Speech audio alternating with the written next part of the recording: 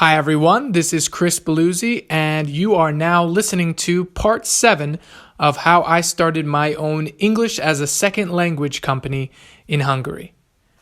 So, where we left off, I just started teaching my first ever lesson to an 8-year-old girl. And it wasn't going very well. So she started to cry, and I started to panic. And she called for her mother, and when her mother came in the room, things got slightly better, so she started to calm down a little bit, and I needed to figure out what I was going to do.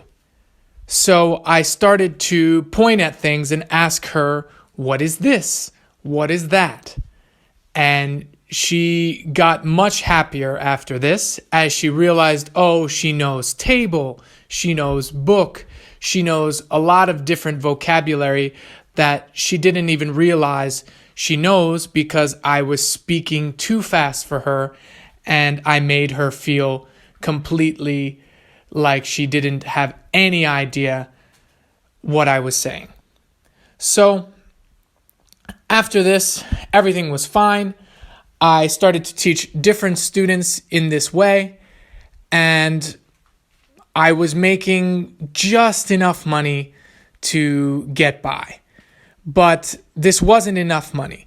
Some months I would make just enough. Other months I would really not make enough, and I would only be able to buy the very, very basic food, and this food was sometimes a bit less than what I really should be eating.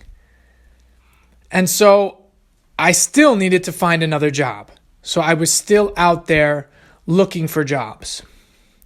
So I decided to go to a job fair.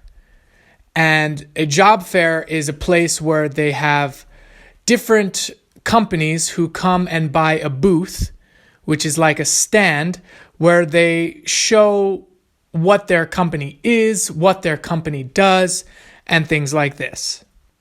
So I printed out some CVs and I went to this job fair. And there I handed out many different CVs, but one company in particular seemed to be a good fit for me. So I spoke to the two gentlemen there and we had a good conversation and I felt like they could call me.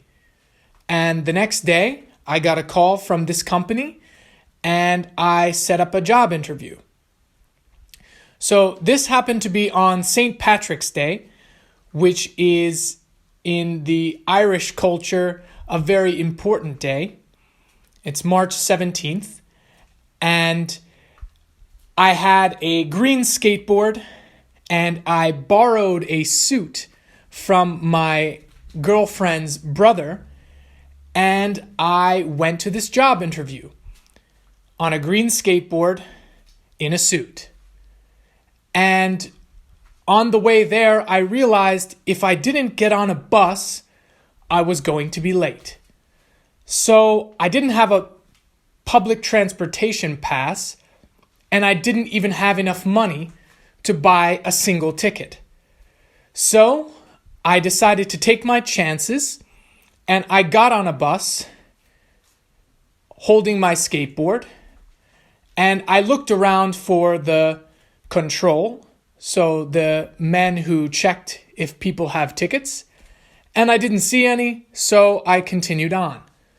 I just needed to go a few stops and after that I could make it there with my skateboard.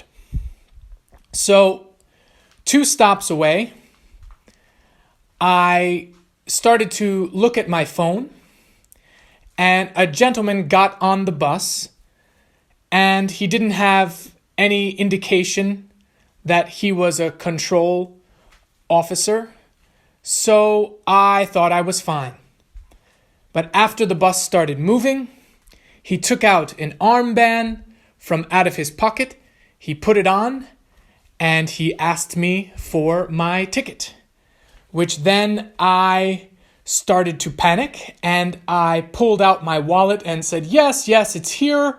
Hold on 1 second.